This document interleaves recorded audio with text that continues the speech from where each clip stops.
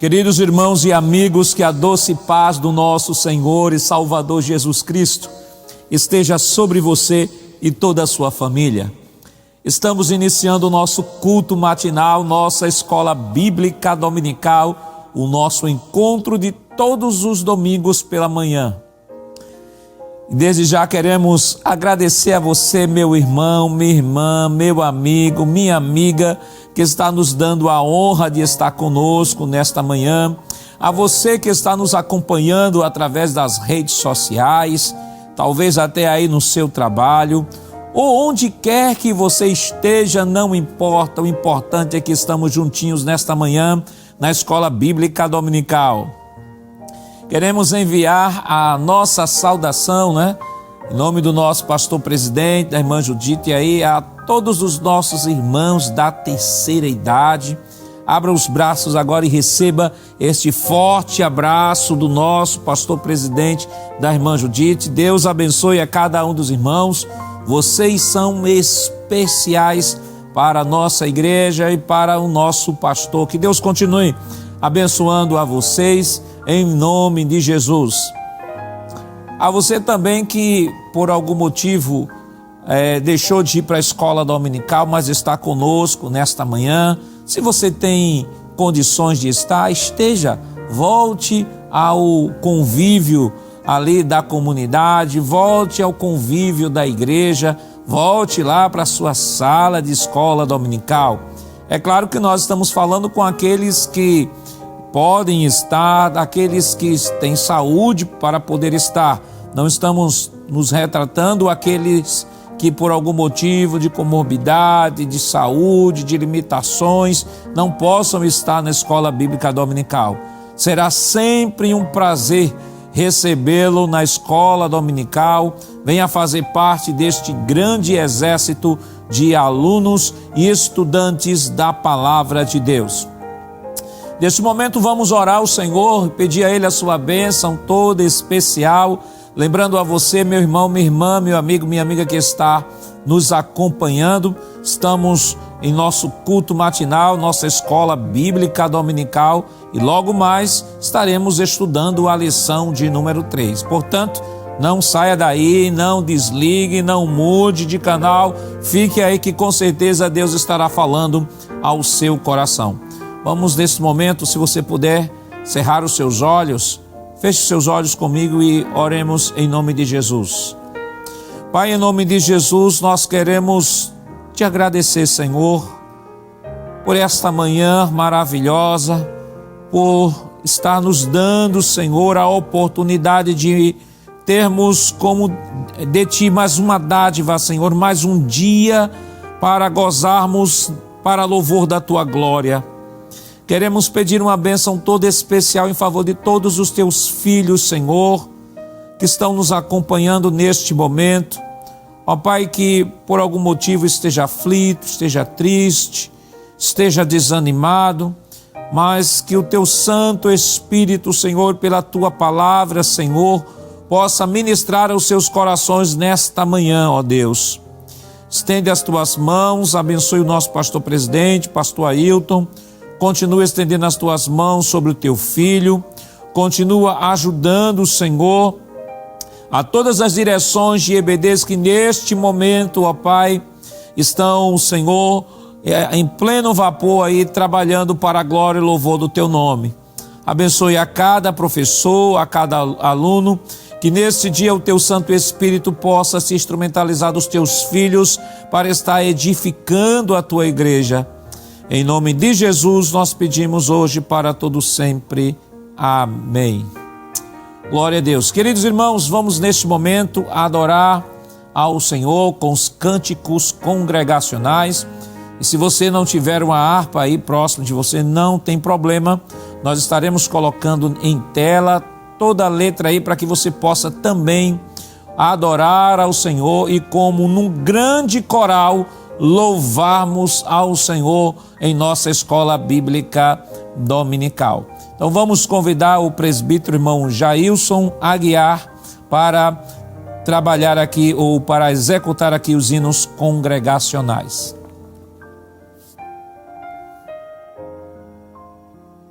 Amém. Também cumprimentamos a todos com a preciosa paz do Senhor. Que alegria, que vitória. Estamos na escola dominical para adorar o nome do nosso Deus. E devidamente autorizados, vamos louvar a Jesus. Hino de número 10. Eu te louvo. Glória a Deus.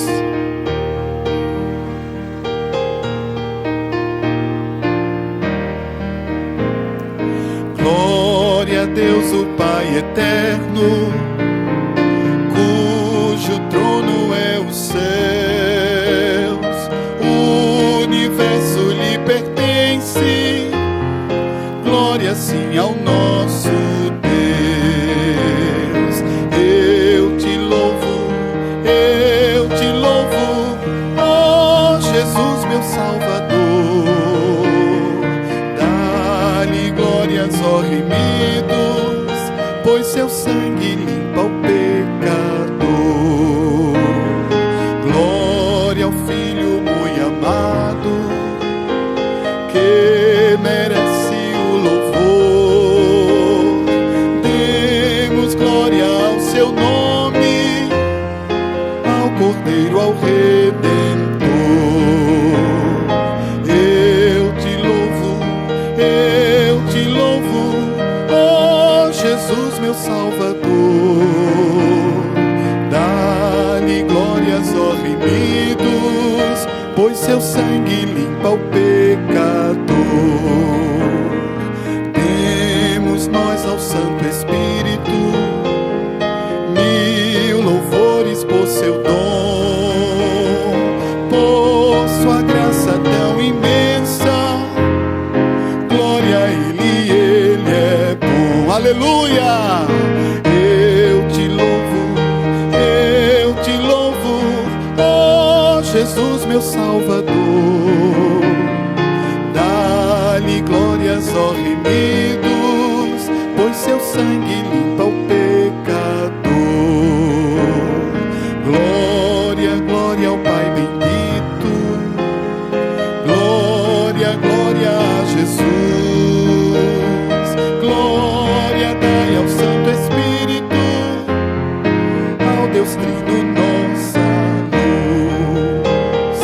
Eu te louvo, ó Jesus, meu Salvador. Dá-lhe glórias, ó remidos, pois seu sangue limpa o pecador. Aleluia! Como faz bem para a alma louvar ao Senhor. Fomos criados para louvor e glória do seu nome. Aleluia! Vamos reconhecer, vamos chamar, convidar toda a criação a louvar ao Senhor. Hino de número 124 da nossa harpa cristã. Aleluia!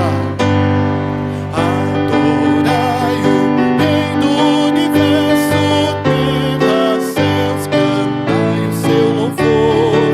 Todo ser no grande nosso peço, louve ao dominador. Todos juntos o louvemos, grande Salvador e Redentor. Todos o louvemos, Régio dominador. Adorai-o, anjos poderosos, vós que sua glória contemplais. Vós remidos, já vitoriosos, graças rendei-lhe mais. Todos juntos o louvemos, grande Salvador e Redentor. Todos o louvemos, Régio dominador. Sol e lua, coros estelares, sua majestade anunciai. Hostes grandes, centos de milhares, o seu poder mostrai. Todos juntos o louvemos, grande Salvador e Redentor.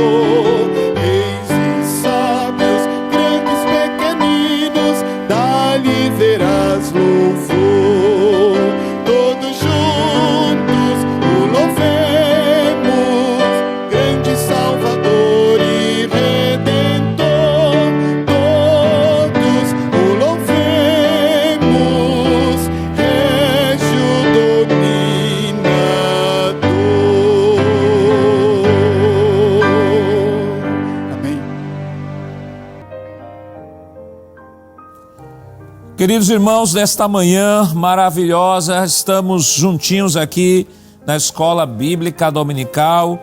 Esta semana, 16 de outubro de 2022, nós estaremos estudando a lição de número 3, que tem como título As Abominações do Templo.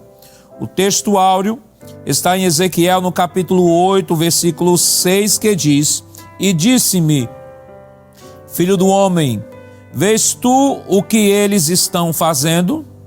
As grandes abominações que a casa de Israel faz aqui, para que me afaste do meu santuário, mas verás ainda maiores abominações. A verdade prática nos diz que o lugar mais sagrado da Terra Santa se tornou o centro das abominações, e isso serve como um prenúncio da apostasia generalizada do fim dos tempos. A nossa lição ela está dividida em 3 tópicos. O primeiro tópico tem como título Sobre a Visão. O segundo tópico, sobre as abominações, parte 1. E o terceiro tópico, sobre as abominações, parte 2. A leitura bíblica em classe para a lição desta semana está em Ezequiel, capítulo 8, versículo 5, versículo 6, versículos 9 ao 12, versículos 14 e versículo 16. Vamos neste momento fazer uma leitura. Se você não tiver a Bíblia, uma revista aí, não tem problema, nós estaremos colocando o texto em tela para que você possa nos acompanhar nesta leitura. Ezequiel capítulo 8, versículo 5 nos diz: E disse-me, filho do homem, levanta agora os teus olhos para o caminho do norte. E levantei os meus olhos para o caminho do norte, e eis que da banda do norte, à porta do altar, estava esta imagem de ciúmes à entrada. E disse-me, filho do homem, vês tu o que eles estão fazendo? As grandes abominações que a casa de Israel faz aqui, para que me afaste do meu santuário, mas verás ainda maiores abominações. Então me disse, entra e vê as malignas abominações que eles fazem aqui. Entrei e olhei, e eis que toda forma de répteis e de animais abomináveis e de todos os ídolos da casa de Israel estavam pintados na parede em todo o redor. E 70 homens dos anciãos da casa de Israel, como Jazanias, filho de Safã, que se achava no meio deles, estavam em pé diante das pinturas, e cada um tinha na mão o seu incensário, e subia uma espessa nuvem de incenso.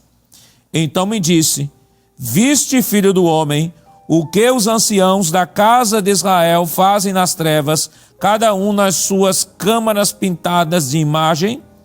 E eles dizem, o Senhor não nos vê, o Senhor abandonou a terra.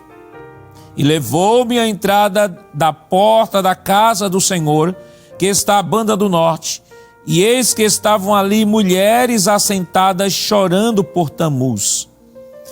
E levou-me para o átrio interior da casa do Senhor, e eis que estava à entrada do templo do Senhor, entre o pórtico e o altar, cerca de 25 homens, de costas para o templo do Senhor e com o rosto para o oriente. E eles adoravam o sol, virados para o oriente. Amém. Queridos irmãos, vamos nesse momento orar ao Senhor, pedir a Ele a sua bênção, toda especial em favor do nosso culto nesta manhã. Se você puder orar conosco, feche seus olhos nesse momento e ore. Pai, em nome de Jesus, nós queremos te render graças, Senhor, pela leitura da tua palavra que foi realizada. Nos ajuda, Senhor, nos auxilia pelo teu Santo Espírito a compreender as verdades contidas nesse texto e nos ajuda a aplicar em nossas vidas diariamente, Senhor. Continua estendendo as tuas mãos e Deus sobre cada um de nós. Fica conosco. Em nome de Jesus nós pedimos hoje para todos sempre. Amém. Queridos irmãos, vamos nesse momento adorar ao Senhor com os nossos dízimos e ofertas para a manutenção do seu trabalho e convidamos o auxiliar e professor irmão Jonas Santana para vir orar aqui pelos dizimistas e ofertantes. Meu querido irmão em Cristo Jesus, queremos saudar todos com a gloriosa e a santa paz do Senhor. Como é bom nesse domingo, pela parte da manhã, estarmos aqui na casa de Deus para aprender a sua santa e rica e maravilhosa palavra, para participar desse culto, para adorar a Deus na beleza da sua santidade. E meu querido irmão em Cristo Jesus, uma escola dominical é um culto que acontece dentro da sua casa. E todo culto é composto pela oração, pela leitura da palavra, leitura, ensino, exposição da palavra de Deus e também pelos nossos louvores, pela adoração. E é claro, não podemos esquecer que o ato de ofertar também é um ato de adoração a Deus. E que a oferta tem que ser feita de maneira voluntária, de um coração agradecido a Deus. Agradecido pelas bênçãos recebidas, agradecido pela vida, agradecido por estar aqui nesse momento adorando ao Senhor. Então, meu querido irmão, vamos falar da oferta que vem a partir de um coração voluntário, daquele que dá e que dá com alegria. E tem um versículo na palavra de Deus que eu quero ler com você, que expressa tudo isso. Nós temos um versículo muito conhecido na segunda epístola aos Coríntios, capítulo 9 e o versículo de número 7. Acompanhe conosco, diz assim a palavra de Deus: cada um contribua segundo propôs no seu coração, não com tristeza ou por necessidade, porque Deus ama ao que dá com alegria. Eu quero reforçar essa última sentença do versículo: Deus ama aquele que dá com alegria. Então, meu querido irmão em Cristo Jesus, dê a sua oferta, mas dê com alegria, dê com um coração voluntário, dê com um coração agradecido a Deus. E a Igreja Evangélica, a Assembleia de Deus aqui em Pernambuco, se utilizando dos meios tecnológicos que existem hoje para facilitar para você que está em outro país nos ouvindo nesse momento, você que está em outro estado, você que talvez esteja trabalhando, mas que não tem a oportunidade de estar num templo. Então a Igreja Evangélica Assembleia de Deus vem disponibilizando alguns canais e o primeiro canal que vai aparecer é justamente o site da igreja, www.eadprplay.org.br. Quando você acessar esse site, você vai observar que existem vários botões, mas tem um botão lá em cima com o nome Quero Contribuir. Você clica nele e vai aparecer outra tela, será reencaminhada outra tela. E dependendo da natureza da sua oferta, você pode fazer nesse domingo de manhã. Você pode dar a sua oferta voluntária, você pode dar seu dízimo, você pode pagar um voto, você pode contribuir com o sistema de comunicação da igreja, você pode contribuir também com a obra social da igreja, você pode também até dar uma oferta missionária. Então, dependendo da natureza da sua oferta, você tem essas opções que aparecem justamente agora na sua tela. Também temos as contas da igreja, nós temos PayPal e PagSeguro, principalmente para quem está fora do Brasil, pode se utilizar desses dois recursos. E as contas que aparecem agora aí na sua tela: Caixa Econômica Federal, Banco do Bradesco, Banco do Brasil, e o beneficiário é a Igreja Evangélica Assembleia de Deus em Pernambuco. E logo abaixo, preste bem atenção, está o CNPJ, que também é o Pix. Olha aí a chave do Pix: 10, deixa eu repetir para você, 10 632 404 1000 ao contrário e o dígito de número 51. Então essa é a chave do Pix da Igreja Evangélica Assembleia de Deus em Pernambuco, e você pode contribuir hoje, adorar a Deus nessa manhã de domingo através das suas ofertas. E eu quero lhe fazer um convite especial nesse momento, meu querido irmão em Cristo Jesus. Um convite para a gente orar. Vamos orar ao Senhor, vamos agradecer a Deus pelas bênçãos recebidas e vamos aproveitar nesse momento e incluir as pessoas que estão desempregadas. Deixa eu lhe dizer, Deus é o dono do ouro e o dono da prata. Deus é o dono de todas as portas de trabalho. Deus pode fazer um milagre para você ainda nessa manhã de domingo. chegue diante de Deus com o coração quebrantado, chegue diante do Senhor com o coração também agradecido, adore ao Senhor, que justamente nesse momento de oração e de adoração, Deus pode se mover do seu trono, pode mexer a sua mão poderosa em relação a você. Não se desespere, confie justamente em Deus, dependa dEle. Ele tem uma palavra para você, Ele também tem uma bênção muito especial para a sua vida. Vamos orar? Deus vai abrir a porta de trabalho para você. Vamos orar para que Deus também aumente o pão dos seus filhos. Nesse momento, oremos ao Senhor, oremos junto. Se você tem um lugar reservado, ore a Deus conosco nesse momento. Pai eterno, Rei da glória, queremos te agradecer, queremos te louvar pelo dom da vida, pela oportunidade de estarmos aqui na tua casa, pela oportunidade de estar ouvindo a tua santa palavra. Agora recebe a nossa gratidão, a nossa adoração, que se faz presente, meu Deus, através dos nossos dízimos, das nossas ofertas, que serão utilizados para a expansão do teu reino aqui na terra. Senhor da glória, vê esse homem que está com a cabeça baixa, nesse momento orando, clamando e pedindo uma porta de trabalho. Pode ser para ele, também pode ser para o seu filho, mas usa de misericórdia, atende a oração do teu povo, abre porta de trabalho para quem está desempregado. E Senhor Jesus, aumenta o pão dos teus filhos, ajuda, escuta a nossa oração. Nós queremos te pedir e já te agradecemos, no nome santo, justo e poderoso de Jesus, no nome do Senhor Jesus. Amém, amém.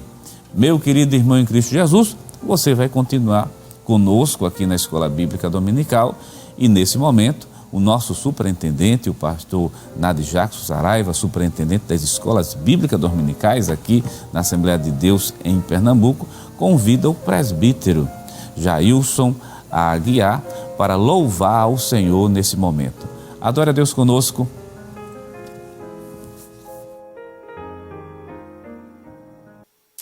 Amém. Glória a Deus. Hino de número 422 da nossa harpa cristã. No céu não entra pecado. Glória a Deus. No céu não entra pecado, fadiga, tristeza nem dor. Não há coração quebrantado, pois todos são cheios de amor. As nuvens da vida terrestre não podem a glória ofuscar do reino de gozo celeste que Deus quis pra mim preparar. Irei eu pra linda cidade, Jesus me dará um lugar com os crentes de todas as idades. A Deus hei de sempre louvar. Do céu tenho muitas saudades das glórias que lá hei de ver. Oh, que gozo vou ter quando eu vir meu Senhor rodeado de grande esplendor. Pagar não é necessário a casa que lá hei de ter e meu eternal vestuário no céu nunca vai se romper. Jamais viverei em pobreza, aflito no meu santo lar. Ali há bastante riqueza, da qual poderei desfrutar. Irei eu pra linda cidade, Jesus me dará um lugar com os crentes de todas as idades. A Deus hei de sempre louvar. Do céu tenho muitas saudades das glórias que lá hei de ver. Oh, que gozo vou ter quando eu vir meu Senhor rodeado de grande esplendor. No céu o luto é banido, enterros não hão de passar, sepulcros jamais são erguidos, lá mortos não vou encontrar. Os velhos serão transformados, mudados quais astros por Deus espalhados no céu para sempre brilhar. Irei eu pra linda cidade, Jesus me dará um lugar com os crentes de todas as idades. A Deus hei de sempre louvar. Do céu tenho muitas saudades das glórias que lá hei de ver. Oh, que gozo vou ter quando eu vir meu Senhor rodeado de grande esplendor. Aleluia, glória a Deus. Queridos irmãos, chegou o momento especial do nosso culto, da nossa escola bíblica dominical. Nesta manhã, momento da exposição da palavra. Então, desde já eu gostaria de você que está nos acompanhando, pegue seu caderninho, de sempre, ali de anotações, se tiver a sua revista, abra a sua revista, se tiver a Bíblia também juntinho aí, o seu kit de estudante de escola dominical, revista, Bíblia e o caderninho. Você pode dizer, mas pastor, eu não tenho uma revista, não tive condições de comprar a revista. Não tem problema não, você vai acompanhar ponto por ponto, tópico por tópico, porque nós estaremos colocando isto em tela para que você possa também poder acompanhar o estudo e com isso se edificar para a glória de Deus. Então é importante, se você tiver aí um cadernozinho, coloque aí de lado, pegue sua caneta, a sua Bíblia. Se não tiver uma Bíblia, não tem problema, porque até os textos bíblicos nós estaremos colocando em tela, e aí você vai anotando e se edificando para a glória de Deus. Hoje estaremos estudando a lição de número 3, que tem como título As Abominações do Templo. E tem sido escalado pelo nosso pastor presidente, o presbítero irmão Jonathan Lucena, e com ele está a oportunidade. Glória a Deus. Meus irmãos, cumprimento a todos com a paz do Senhor. Nós agradecemos a Deus pela oportunidade feliz de estarmos em sua presença nesta manhã de escola bíblica dominical, para juntos seguirmos adorando ao Senhor e também aprendendo um pouco mais da sua santa e poderosa palavra. Somos gratos a Ele por servi-lo e servi-lo nesta igreja. Agradecendo também ao nosso pastor presidente, pastor Ailton José Alves, que por meio da superintendência, na pessoa do pastor Nadir Jackson Saraiva, nos permite estar também cooperando neste trabalho, junto com você, nesta manhã, juntos, para aprendermos a palavra de Deus. Como foi muito bem já apresentada, hoje estamos a estudar a lição de número 3, que tem como título As Abominações do Templo. É a lição que estudaremos nesta manhã com a graça de Deus. Uma lição muito preciosa que tem muito a nos ensinar, partindo da experiência vivida pelo profeta Ezequiel, descrita no capítulo de número 8, conforme é a leitura bíblica em classe. E gostaríamos, antes de iniciarmos o comentário propriamente dito, estar lendo com você a introdução da nossa lição, que de alguma forma é uma espécie de resumo do que nós estaremos tratando paulativamente, de forma sistemática, seguindo a divisão que foi feita pelo comentarista da lição, pastor Ezequiel Soares. Queremos lhe convidar nesse instante para estar conosco lendo o que diz a introdução da nossa lição. Acompanhe conosco a leitura da introdução. Nos diz assim: a literatura apocalíptica se caracteriza pela presença de símbolos, sonhos e visões. O livro de Apocalipse é um exemplo clássico desse modelo literário.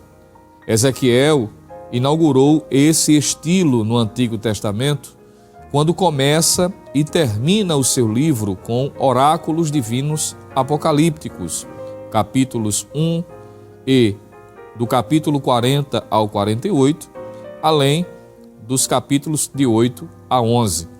O capítulo 8 inicia uma nova sessão nessa modalidade, meio pelo qual Deus se revelou ao profeta, as abominações do Templo de Jerusalém.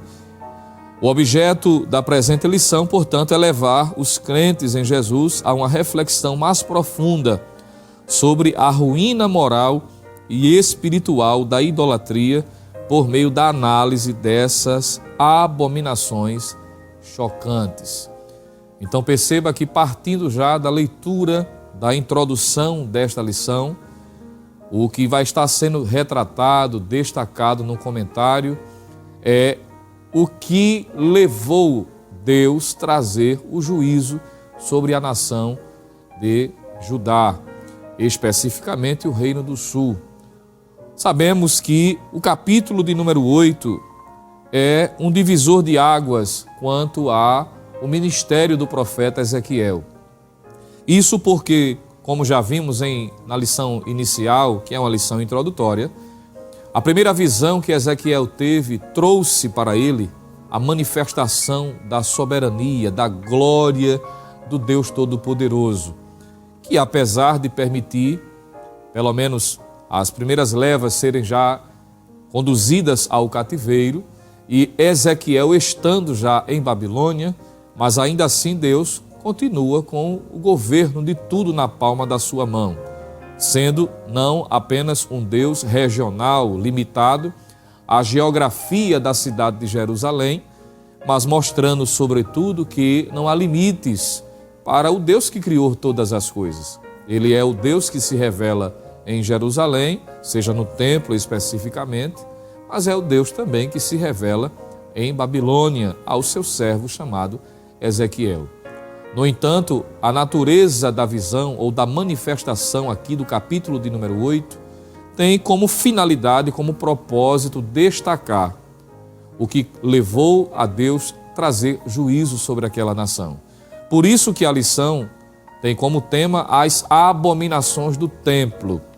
Ou seja, Deus estará, ou esteve neste capítulo de número 8, mostrando a Ezequiel, também de forma sistemática, muito pedagógica, podemos assim dizer, ponto a ponto, como se fosse um cenário, não é? Uma cena sendo dividida em algumas etapas, para que Ezequiel pudesse entender, pelo menos um pouco, daquilo que Deus estava contemplando, que ocorria na cidade de Jerusalém, principalmente dentro das dependências do templo, que levou o juízo de Deus sobre aquela nação. E nada melhor, nada mais confortável do que iniciarmos, já que o tema trata sobre a abominação ou abominações do templo, é importante lhe lembrar que esta palavra abominação, ou no plural abominações, aparece de forma muito frequente nas Escrituras, na palavra de Deus. E no capítulo de número 8 nós encontramos também de forma muito exaustiva esta palavra se repetindo. Se você está acompanhando e tem o exemplar da Bíblia Sagrada, você pode estar acompanhando, lendo. Estarei lendo alguns versículos juntamente com você. E se você não dispõe nesse momento, mas está anotando, tendo a possibilidade de fazer esta leitura desses versículos posteriormente, também faça isto, porque facilitará a compreensão nossa do que o capítulo de número 8 está retratando. Por exemplo, quando lemos o capítulo 8, e nos deparamos com o versículo de número 6, nós encontramos a expressão bíblica dizendo: "E disse-me, filho do homem, vês tu o que eles estão fazendo? As grandes abominações que a casa de Israel faz aqui, para que me afaste do meu santuário? Mas ainda tornarás a ver maiores abominações." Então veja que aqui no versículo 6, é uma das várias ocorrências em que nós encontramos, capítulo de número 8, fazendo menção dessas abominações. No versículo de número 9, deste mesmo capítulo, Deus fala sobre malignas abominações. Versículo de número 10, ele faz menção de animais abomináveis. Ele vai fazer menção novamente, no versículo 13, da expressão maiores abominações. Ele fala, versículo 15, abominações maiores, é o que diz o versículo de número 15 também. E no versículo de número 17, essa expressão se repete mais uma vez. Então veja que a palavra, a expressão abominações, é muito frequente, é muito corriqueira, nesse texto de Ezequiel, no capítulo de número 8. E a expressão que aqui aparece traz a ideia de algo repulsivo, algo detestável, algo repugnante. Então, abominação é algo repulsivo, algo detestável. Isso tanto na língua hebraica, advinda da expressão contida no capítulo 8, toevá, como também na própria língua portuguesa, já que no dicionário da língua portuguesa, o dicionarista Antônio Wise, ele diz que abominação é o ato ou efeito de abominar, que por sua vez traz a ideia de repulsa, aversão, execração. Então, a abominação é uma expressão que tem como sentido, significado, tudo aquilo que é detestável, tudo aquilo que é repulsivo. No sentido bíblico da palavra, essa abominação está ligado a algo que é contrário à natureza de Deus. É tudo aquilo que é repulsivo, que vai de encontro à natureza de Deus, que é santa, justa, como é revelado nas Escrituras, o Deus perfeito. E é a sua natureza que está sendo colocada em xeque aqui por meio de práticas, de atitudes, comportamentos que vão de encontro à natureza divina. Tudo isso é chamado na Bíblia de abominação. O próprio texto bíblico de Ezequiel, capítulo 8, versículo 17, Deus diz de que essas práticas o irrita. Isso é repulsível, isso é detestável. Capítulo 8, versículo de número 17, está escrito assim: Então me disse, vês isto, filho do homem? Há porventura coisa mais leviana para a casa de Judá do que tais abominações que fazem aqui?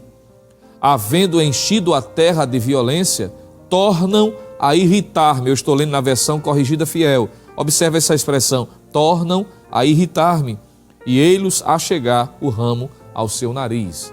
Observe que Deus deixa claro que essa abominação provoca irritação. É repulsivo porque contraria a natureza de Deus. E exatamente são essas práticas que são condenadas também no capítulo de número 8 e revelada ao profeta Ezequiel. E a forma que Deus se utiliza de revelar isto ao profeta é algo muito importante e destacado também nesta lição. É por isso que o capítulo 1 fala sobre a visão que Ezequiel teve. Observe essa expressão que ocorre frequentemente também no livro de Ezequiel. Como na introdução já vimos, foi uma forma peculiar que Deus se utilizou, principalmente nesse período do Antigo Testamento, utilizando-se desta forma para revelar verdades espirituais, históricas, ao profeta Ezequiel. Claro que essa forma de revelar através de visão ou uma experiência como esta não é única de Ezequiel, já que Daniel também teve visões de Deus, não é? Isso fica claro também quando nós lemos a palavra do Senhor. E outros personagens que nós vamos ver aqui ponto a ponto. Mas observe que esta segunda visão descrita no capítulo 8, como já dissemos a princípio, ela é um tanto quanto diferenciada. Isso eu queria ler com você também, acompanhando o roteiro da lição da Escola Dominical, o tópico 1 e o ponto 1 da lição, que trata sobre a segunda visão. Leia conosco, por favor. As visões do capítulos de 1 a 11 são partes de uma única unidade literária. O profeta recebeu essa visão 14 meses depois da primeira, a visão da carruagem da glória de Deus, que ocorreu no 5º ano do cativeiro do rei Joaquim, conforme Ezequiel 1 e 2. E o capítulo 8 introduz uma nova visão, que ocorre agora no 6º ano, no 6º mês, conforme Ezequiel 8 e 1. Mas essa visão não foi da glória de Deus. O que Ezequiel viu foram as abominações praticadas no templo, o que justifica a razão da ira divina sobre os moradores de Jerusalém. Essa data é importante porque mostra que a cidade e o templo ainda não haviam sido destruídos. Essa visão é preterista porque se relaciona com os acontecimentos contemporâneos de Ezequiel, mas isso não exclui o futurismo, pois anuncia eventos que estavam para acontecer. Então, observe que O comentarista da lição retrata a importância e do porquê de que foi feito questão de destacar o momento, a ocasião em que essa visão ocorre. Observe que foi no 6º ano, no 6º mês. Há quem diga, por exemplo, a Bíblia de Estudo Plenitude, entre outros comentaristas também, situam de forma aproximada que esta visão, retratada no capítulo 8, aconteceu entre os dias 17 e 18, ou nos dias 17 ou 18 de setembro do ano 592 a.C.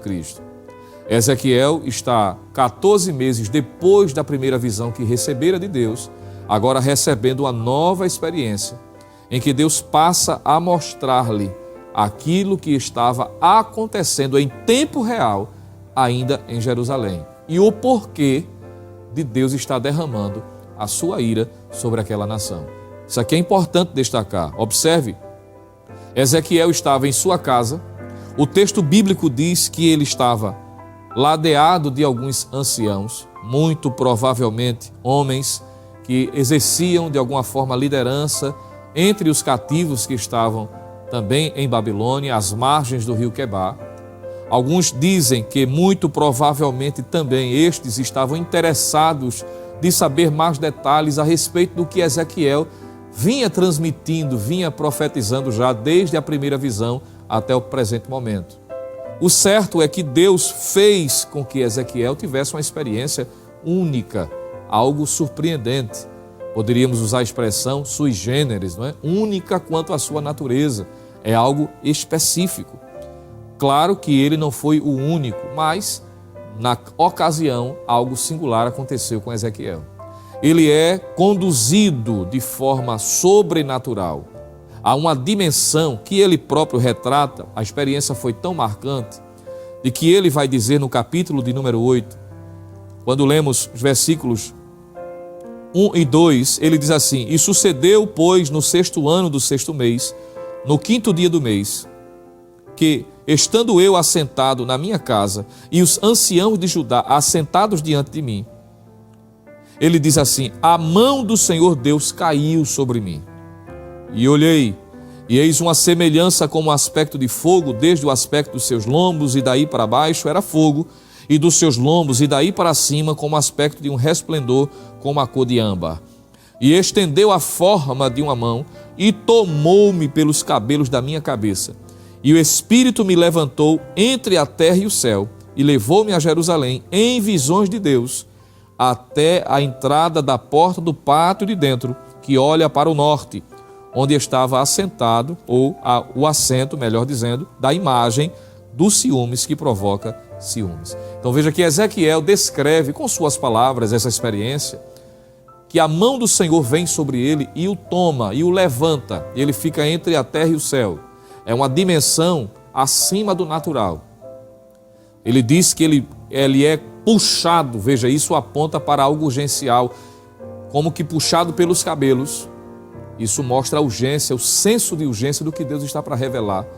E o conduz de forma sobrenatural para fazer um passeio, podemos assim, um tour virtual, dentro das dependências do templo, iniciando de fora para dentro, conduzindo a partes principais em que estava entronizado a idolatria dentro daquela nação. Essa experiência é marcante, é um divisor de águas para a vida do profeta Ezequiel, assim como Daniel, que teve visões, isso está no capítulo 7 do livro do profeta Daniel, também capítulo de número 8, a semelhança do que Paulo experimentou em 2 Coríntios 12, que ele diz que no corpo, se fora do corpo, não sei, Deus o sabe. Ele está tentando descrever a experiência que teve, onde ele contemplou coisas acima da realidade natural. O que dizer, porque não lembrarmos também, isso está na lição, o que o apóstolo João também experimentou. Isso é retratado também no livro do Apocalipse, quando ele é levado a uma dimensão. Ora, ele está vivenciando uma realidade na terra, e quando de repente, a partir do capítulo de número 4, ele ouve uma voz do céu dizendo: sobe aqui, e ele começa a enxergar algo que ocorre tanto na terra como também que ocorre no céu, e da perspectiva de quem está no céu, retratando a realidade da igreja arrebatada uma vez que na terra será a grande tribulação. Então observe, a visão que Deus dá é com o propósito de revelar verdades espirituais, para atualizar Ezequiel de uma realidade que ainda persistia, e isso antes do juízo começar a ser derramado, e também ainda continuava para aqueles que permaneciam na cidade de Jerusalém.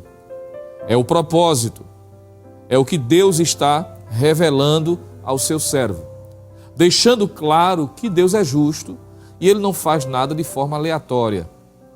Quando Ele decide castigar, quando Ele decide punir, não é simplesmente por questões de capricho, mas a própria Bíblia diz que de Deus ninguém pode escarnecer.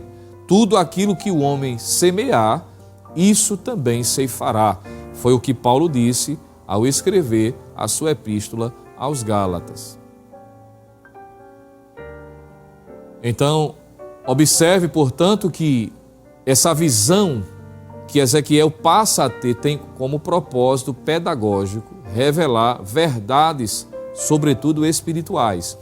E eu quero destacar uma frase que o pastor Ezequias colocou no comentário, é que ele diz que essa visão que Ezequiel tem é preterista, ou seja, é vista uma realidade de seus dias historicamente. Mas ela também deve ser considerada numa perspectiva futurista, não é? Porque ela aponta para realidades também que ocorreram no futuro de Ezequiel, estão ocorrendo em nosso presente e continuará ocorrendo se isso ocorrer também no futuro. Então, essa realidade vivida por Ezequiel no passado, em seus dias, também serve como referência para nós em nossos dias. Por isso que o apóstolo Paulo escreve a sua carta aos Romanos, capítulo 15, versículo 3, de que tudo aquilo que foi escrito para o nosso ensino foi escrito. Então, o que está revelado também no capítulo 8 tem a ver conosco, porque alguém pode dizer assim, eu li este capítulo durante a semana e entendi a realidade que Ezequiel vivenciou, mas o que isso tem a ver comigo hoje? Já que a nossa realidade geográfica, histórica é bem diferente dos dias de Ezequiel.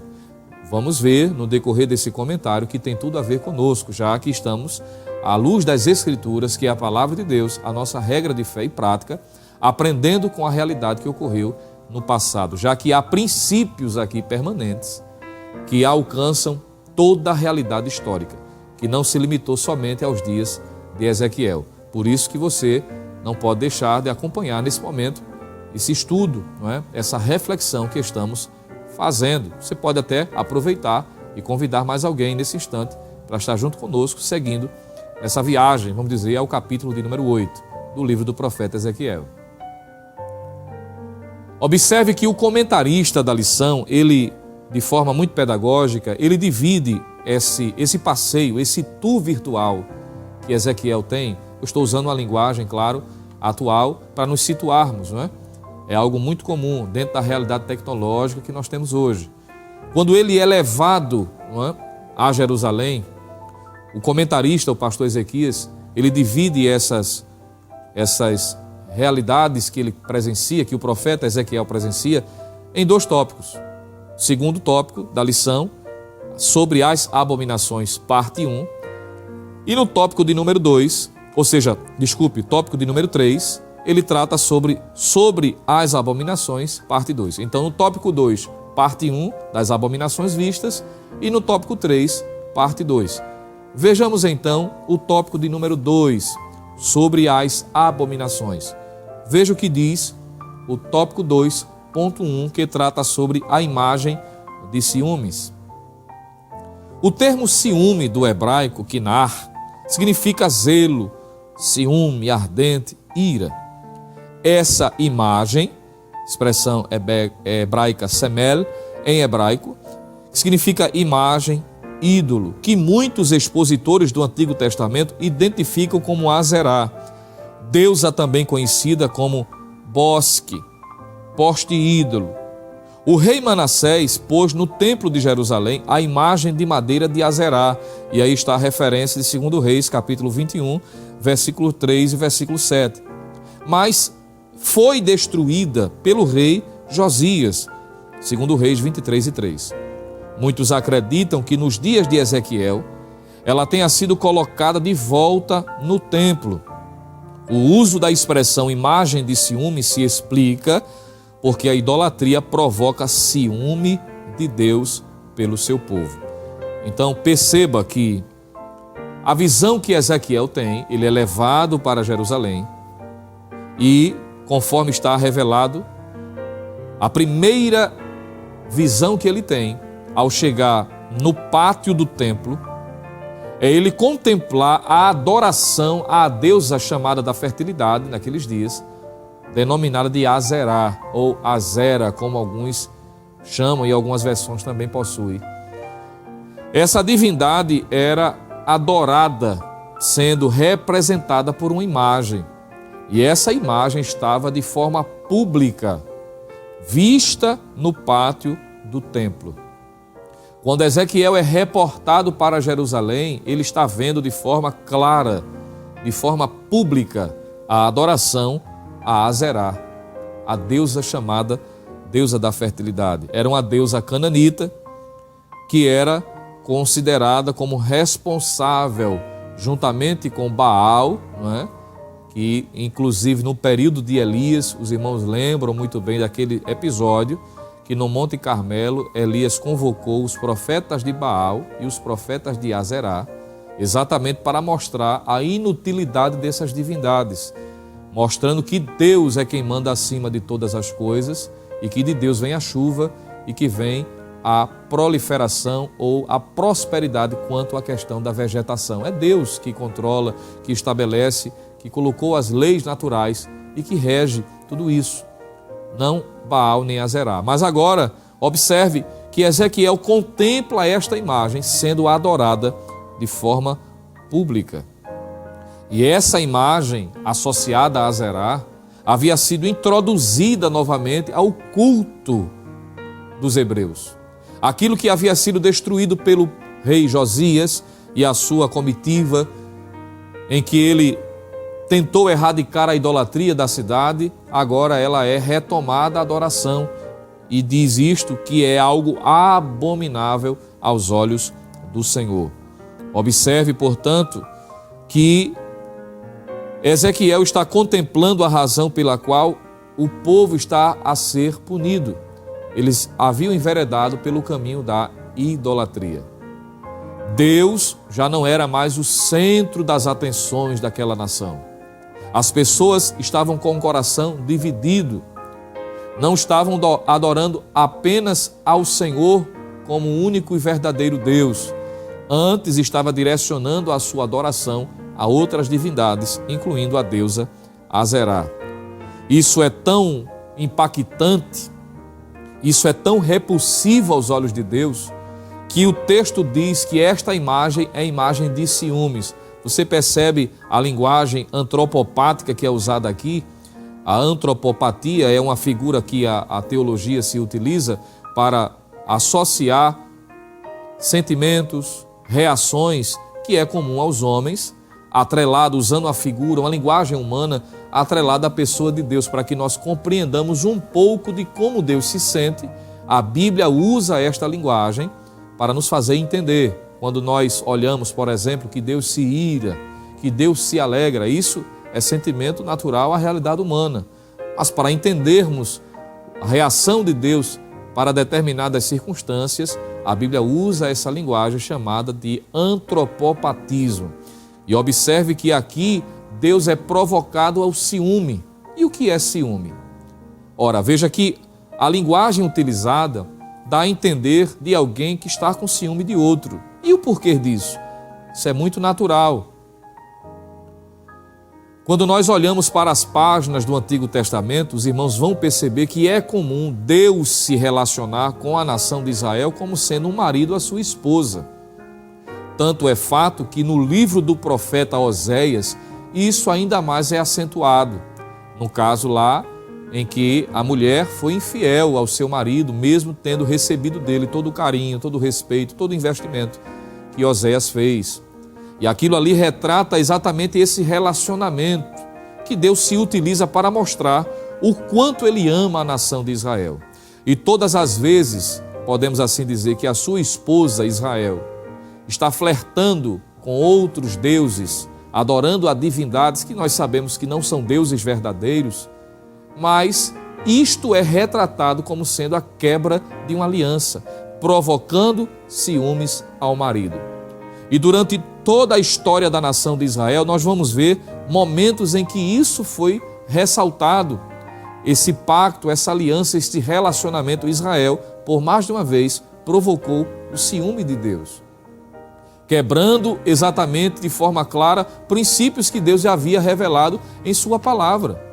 Quando lemos, por exemplo, em Êxodo capítulo 20, versículos 2 a 4, Deus deixou claro, por meio do resumo do que é conhecido como o Decálogo, os 10 mandamentos, que Deus é o único que deve ser adorado. Não pode ser feita nenhuma representação de imagem de escultura para representá-lo ou qualquer outro ser para ser reverenciado ou adorado.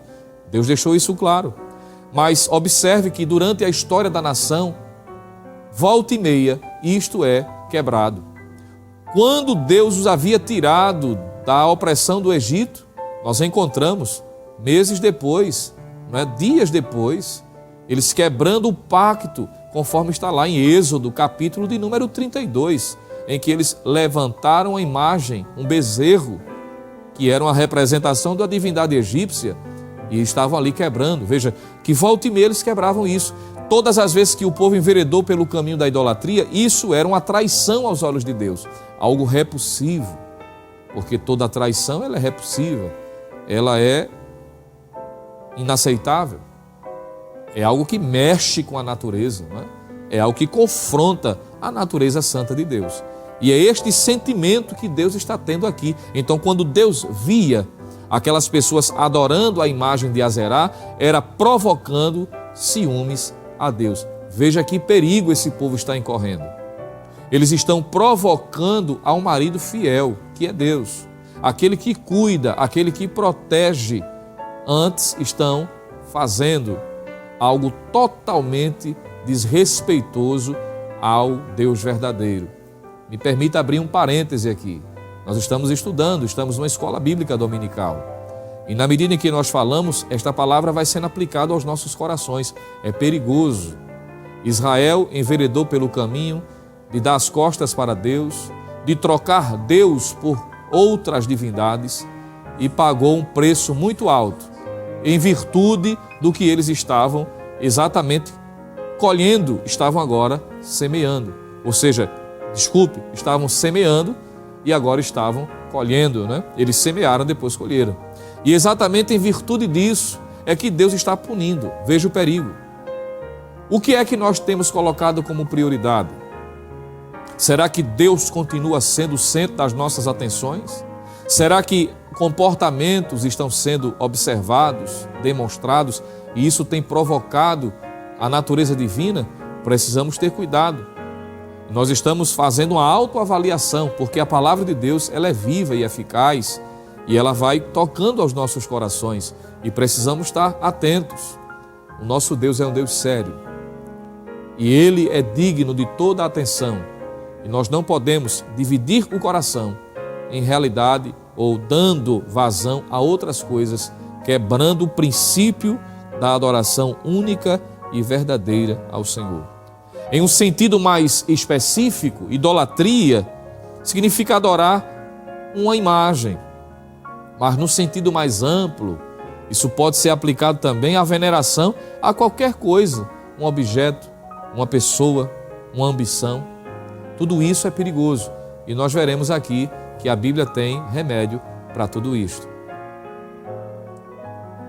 Observe, portanto, ele contempla na entrada a imagem de Azerá e isso causa ciúmes. Em 1 Coríntios, capítulo 10, versículo 22, Paulo trata sobre isso. E também Tiago, capítulo 4, versículo 5, diz que o Espírito do Senhor tem ciúmes. Ele não divide, ele não dá a sua glória a ninguém e não permite que aqueles que são suas criaturas, ou seja, não é o seu intento de que as suas criaturas adorem a qualquer outro Deus, a não ser o Deus verdadeiro. Isso foge do projeto de Deus. ainda que Deus permita, porque Ele deu liberdade ao homem para escolher, mas isso quebra o seu ideal e isso tem sérias consequências. Mas siga comigo, por favor, estamos no tópico 2.2, para a gente seguir e concluirmos esta reflexão. Quando Ezequiel ele é levado, ele passa no pátio do templo e chega na porta do átrio. E ele contempla algo, isso está em Ezequiel 8, versículos 7 a 13, que é o culto aos animais e aos répteis. É o que está no ponto 2 do tópico 2. Leia conosco, tópico 2 da lição e o ponto 2. O culto aos animais e aos répteis. Veja o que diz. Esse culto pagão mostra o seu aspecto secreto e clandestino.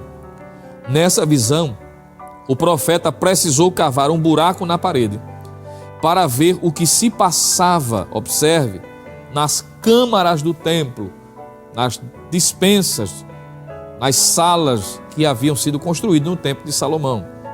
Ezequiel viu pintado na parede, no interior da casa de Deus, toda a sorte de animais abomináveis e répteis, além dos ídolos do povo. Isso está no versículo de número 10 do capítulo 8 do livro do profeta Ezequiel. A zoolatria, diz o comentarista da lição, significa adoração aos animais. Ela é típica dos egípcios, que viam neles mais que símbolos ou emblemas. Eles os consideravam receptáculos das formas do poder divino. Você percebe que o texto diz, e ele é dinâmico em dizer que quando Ezequiel contempla as pessoas adorando a imagem de Azerá, Deus diz assim: coisas piores verás, Ezequiel. E o conduz à porta do átrio, a uma parede, e manda ele escavar na parede. Ele contempla uma porta e Deus diz: passe pela porta. E quando ele passa pela porta, ele contempla pessoas reverenciando imagens de animais pintadas nas câmaras, cada um recluso, às escondidas, adorando, venerando a imagens pintadas naquelas paredes. Observe que há idolatrias, quebras de princípios que são declaradas. A imagem levantada à vista de todos conseguiam contemplar, mas aqui Ezequiel recebe de forma específica uma revelação mais profunda, mais ao interior do templo. Ele precisa escavar na parede, ele precisa passar pela porta e ele contempla a adoração, a queima de incenso às divindades representadas por imagens de animais. E isto consegue o Senhor contemplar por baixo ou além da fumaça que cobria todo aquele ambiente, na medida em que os que estavam ali adoravam os répteis, os animais representados por imagens naquela figura. Você percebe a dramática cena aqui? Deus está mostrando a Ezequiel aquilo que está patente aos olhos, que não se tem mais a sensibilidade de esconder. Alguém pode até sentir desta mesma forma. Chegou a um nível de descompromisso com Deus, de que não precisa mais esconder. Está à vista de todos. Mas observe que há aqueles, e aqui aponta de alguma forma para um tipo de sincretismo religioso. É alguém que não quer de forma declarada dizer que deixou de servir a Deus, mas quer conciliar adorar a Deus e adorar a outras divindades. E estes estão às escondidas, por trás da parede, por trás da porta, escondido entre as fumaças. Mas observe que Deus consegue contemplar, Ele consegue ver com seu olhar telescópico, Ele consegue enxergar não só aquilo que está dentro dos olhos, mas aquilo que está interiorizado, as práticas feitas em trevas, às escondidas. E é isto que Deus está revelando ao profeta Ezequiel. Tenhamos cuidado, né? Alguém às vezes acha que pode se esconder de Deus, dos olhos de Deus. Não há possibilidade. O Salmo 139, o salmista diz que se ele descer as partes mais profundas da terra, Deus consegue vê-lo. Se ele subir às partes mais altas, Deus consegue também vê-lo. Ninguém consegue esconder-se dos olhos penetrantes do Senhor. O escritor aos Hebreus, na sua epístola, no capítulo de número 4 e o versículo de número 13, nós encontramos o texto sagrado dizendo para nós, Hebreus capítulo 4, versículo 13, e não há criatura alguma encoberta diante dele, antes todas as coisas estão nuas e patentes aos olhos daquele com quem temos de tratar. Veja que ninguém se esconde dos olhos do Senhor. Ele está vendo. Ele contempla tanto aquilo que está aos olhos, à vista, como aquilo que está às ocultas, que foi o que Deus fez, Ezequiel também contemplar, compartilhando Deus com Ezequiel da sua tristeza. Pessoas que faziam coisas às ocultas. Me permita dizer, você sabe que há pessoas que, de forma escondida, cometem práticas. As escondidas incentivam práticas. As escondidas tomam decisões para trazer prejuízo para tudo aquilo que Deus estabelece como princípio, como valores para a sociedade. As ocultas, leis são estabelecidas. As ocultas, ideologias são introduzidas. As ocultas, pessoas se comportam, incentivam o comportamento para tirar Deus da centralidade. Mas Deus está vendo e Ele não perde o controle de tudo. Ele está sentado na sala do governo do universo e Ele tem o poder na palma da sua mão. E assim como Ele revelou nos dias de Ezequiel, que Ele não perde o domínio, Ele não é pego de surpresa e Ele tem as rédeas da história da humanidade na mão, o nosso Deus ainda hoje continua no mesmo lugar, sentado no trono, governando todas as coisas. Agora tem um detalhe: aqueles que fazem as ocultas serão revelados de forma clara. Deus tornará público aquilo que está sendo feito às escondidas. Deus julgará, Deus trará juízo sobre todos quantos quebram princípios revelados em sua palavra, seja pelos meios mais diversos. Às vezes tem pessoas que não praticam essas práticas abomináveis, mas incentivam outras. E isso, Paulo diz que tanto o que faz como incentiva receberá a devida punição diante de Deus. Por isso que nós precisamos nos munir, vivendo de uma vida de santidade, comprometidos com a palavra de Deus, para que nós não sejamos pegos, não sejamos surpreendidos pelo juízo de Deus. Precisamos ter coerência, andar de acordo com aquilo que Deus revelou em sua palavra. E para nossa tristeza, o capítulo de número 8 diz que esta realidade de idolatria não era limitada a um grupo específico, mas a idolatria estava generalizada, do pequeno ao grande. Entre homens, mulheres, pobre, rico, todos haviam enveredado pelo caminho da idolatria. Poucos é que haviam se conservado, entre eles Ezequiel, Daniel, seus 3 amigos. Mas de forma genérica, observe que tristemente, nesse momento em que Ezequiel passa, ele consegue contemplar, dentre estes, um homem chamado Jazanias, filho de Safã. Isso está em Ezequiel capítulo 8, versículo 11, que estava com um incensário na mão, que era um elemento utilizado na adoração a Deus, no santuário, e estava queimando incenso aos animais, aos répteis, a adoração a animais que eram representações de divindades pagãs, como já lemos. Esse homem que era filho de Safã, escrivão, que nos dias de Josias foi um instrumento usado por Deus para auxiliar Josias no grande avivamento, em que a palavra de Deus teve prioridade novamente, palavra essa esquecida por muitos anos, em que houve um quebrantamento, um comprometimento com as Escrituras, em que do pequeno ao grande foi impactado pela mensagem, e Safã foi esse instrumento também, ajudando. Mas tristemente, o filho dele, Jazanias, foi alguém que não conservou os princípios aprendidos com seu pai, apostatou da fé. E foi um instrumento negativo em seus dias, em sua geração, para promover a idolatria. E isso também foi julgado pelo Senhor.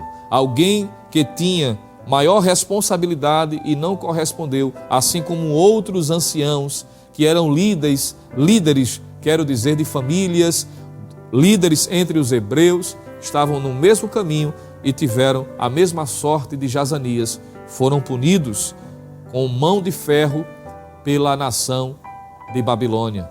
Quebraram o princípio e agora estavam sendo responsáveis por suas atitudes. Alguém pode dizer assim: irmão, o que isso tem a ver comigo? Porque o senhor está falando de adoração a animais. E eu não adoro animais. Eu não sou como aqueles que na Índia adoram, veneram animais. Mas me permita dizer, porque a gente está tratando aqui e aplicando pouco a pouco, é que a idolatria, como já vimos, não é apenas direcionada a uma divindade, a uma imagem. Pode ser a pessoas, pode ser a objetos. E me permita dizer, pode ser até a seres. Você sabe que existe uma realidade hoje social, e eu sei que os irmãos vão me entender. Ninguém aqui está sendo contra a criação de animais. Mas você percebe que de alguma forma há hoje uma certa idolatria pelos pets, por animais, os mais diferenciados. Eu conheço pessoas que valorizam mais animais do que seres humanos, que se sensibilizam mais pela realidade do animal do que pela realidade do ser humano. Claro que todos merecem respeito. A Bíblia vai dizer que até o justo ele é evidenciado como justo pela criação que dá aos seus animais, porque a criação de Deus precisa ser respeitada, considerada, não pode ser maltratada, ninguém é a favor disso. Mas há uma inversão de valores, em que pessoas às vezes têm uma consideração maior do que o normal a esse tipo de ser, aos animais, não é?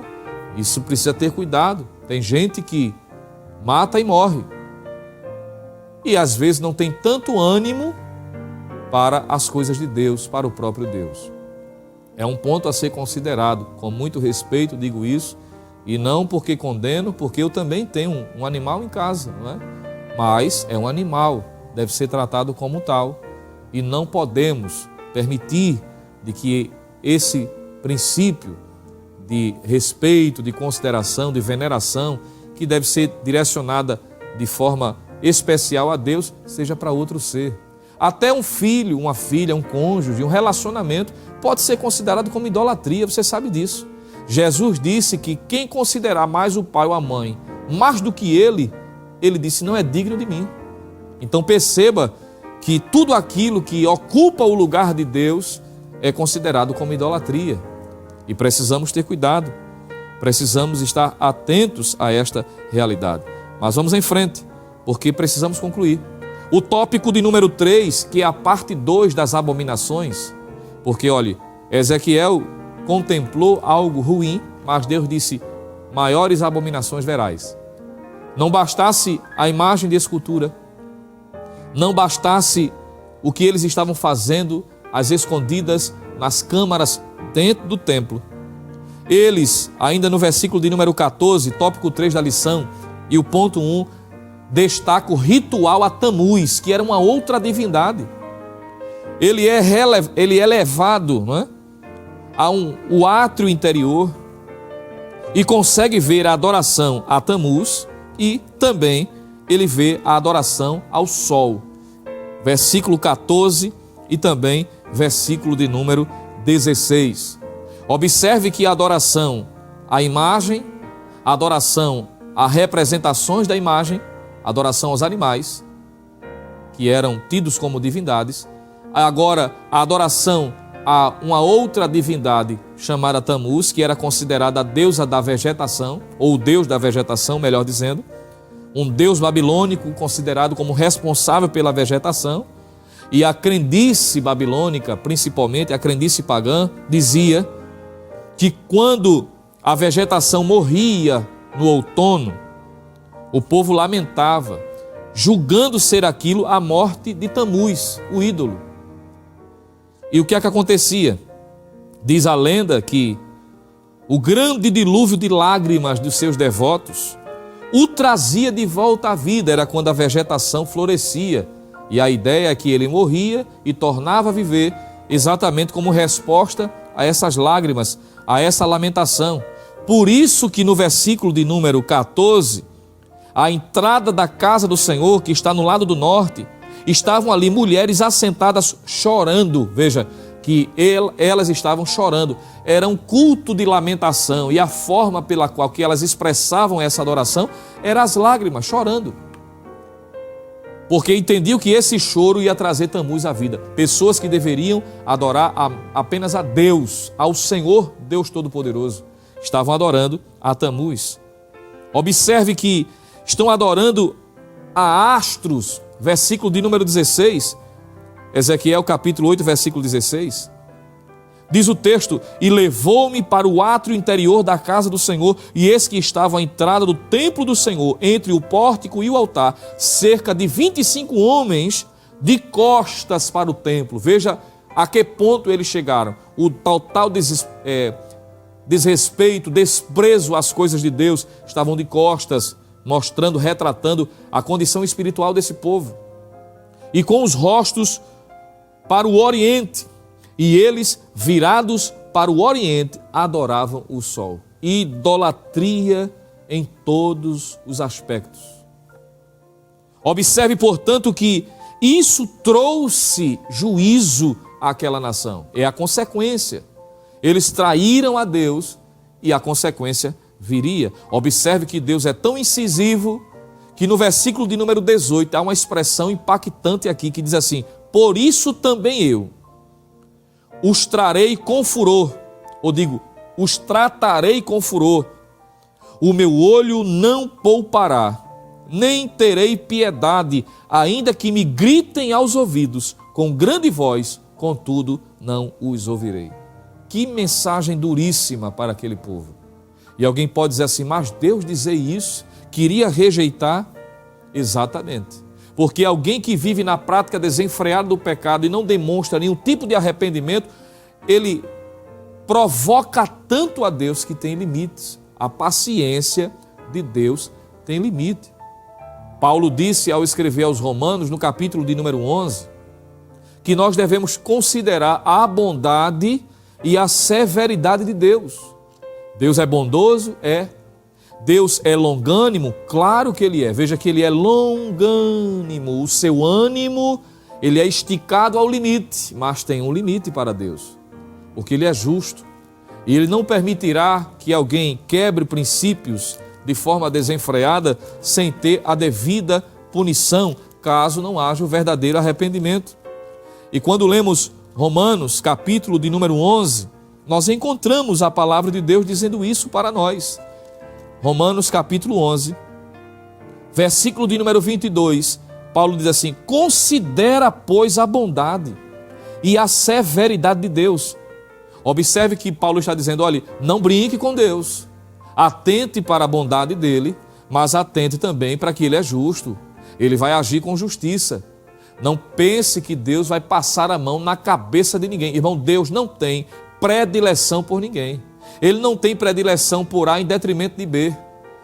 Todos quantos quebram princípios estabelecidos por Ele vão ter que amargar duras penas as consequências. E isso independente de grau, de familiaridade, de competência, de posição. Todos diante de Deus vão prestar contas. E Deus está anunciando isto àquela nação. Está dizendo que o juízo se dá por conta disso. Ele está dizendo: Ezequiel, você está percebendo o porquê? Observe, portanto, que a idolatria provocou a Deus de tal forma.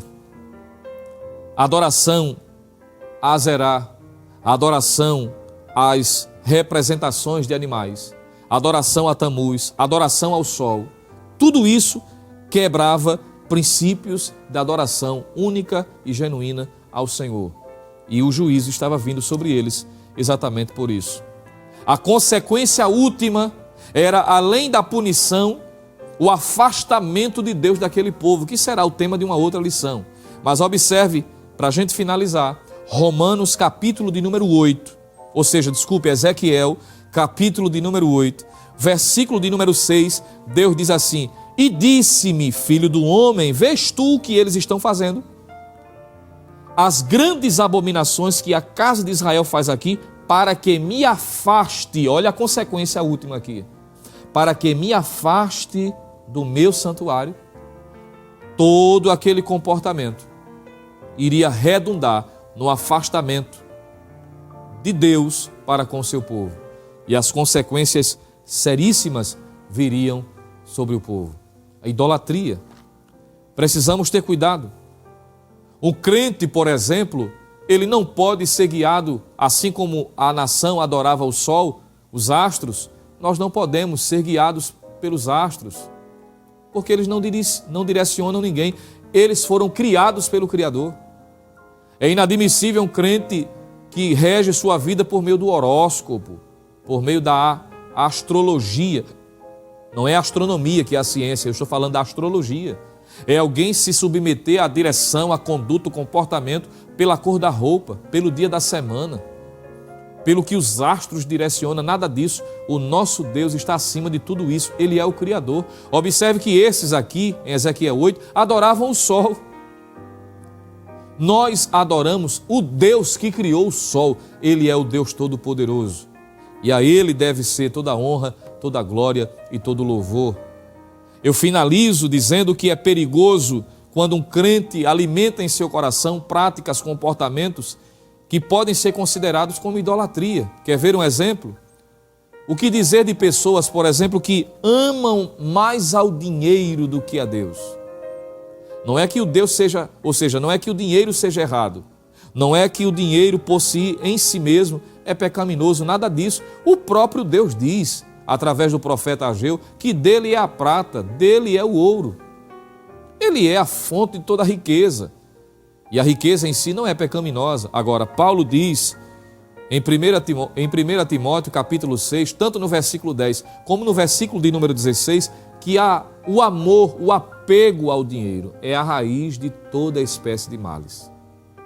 Significa dizer que quando alguém ama mais ao dinheiro do que a Deus, ama mais as suas riquezas do que a Deus, as suas posses mais do que a Deus, está enveredando pelo caminho da idolatria, e isso é perigoso.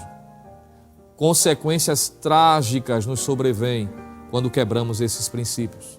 Mas nesta manhã, o Espírito Santo de Deus está nos munindo, nos protegendo, nos dando a condição de sermos repulsivos quanto à prática idolátrica e jamais sermos repulsivos aos olhos do nosso Senhor, a quem devemos prestar contas. Que Deus nos ajude, que possamos guardar a bendita palavra de Deus em nossos corações, crendo no seu cuidado e na sua fidelidade. Que possamos guardar, e assim como o Senhor disse, quando na tentação o diabo disse: tudo isso te darei se prostrado me adorares. O Senhor disse: somente a Deus renderás culto, somente a Ele adorarás e somente a Ele servirás. Que Deus seja sempre a base, a finalidade última de nossa vida, e sendo assim, poderemos desfrutar ainda mais das suas bênçãos em nossas vidas. Que Deus abençoe, que possamos guardar a palavra de Deus em nosso coração.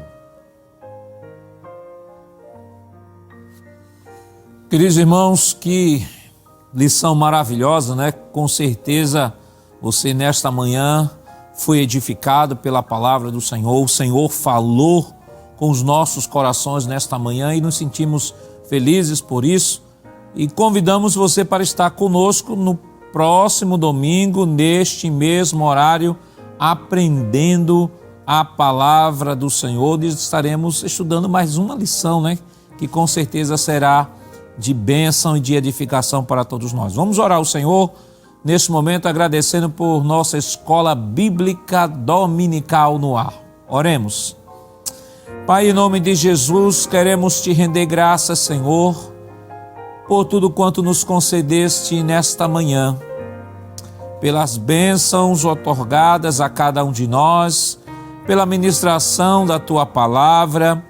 Ó Pai, que podemos sentir, Senhor, neste dia, a presença do Teu Santo Espírito em nossos corações. Queremos pedir o Teu favor, a Tua bênção sobre cada um de nós. Abençoe o nosso pastor presidente, pastor Ailton, continue estendendo as Tuas mãos de Deus sobre o Teu filho.